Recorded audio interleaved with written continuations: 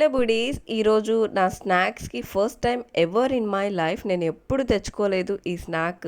అదేనండి chicken kebab. Yes, chicken కబాబ్ని అయితే తెచ్చేసుకున్నాను.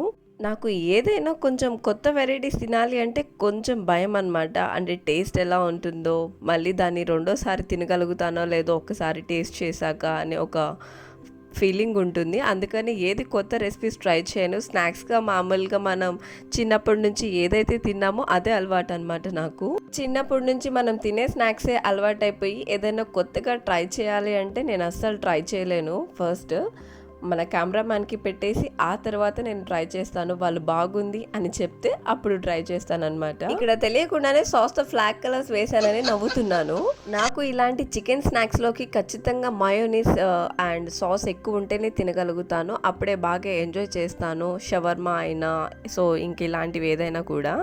సో ఇక్కడ తీసి నేను తినాలి అని ట్రై చేస్తున్నాను కానీ అసలు తినలేదు. బాగుంది అని చెప్పిన తర్వాతే నేను తిన్నాను.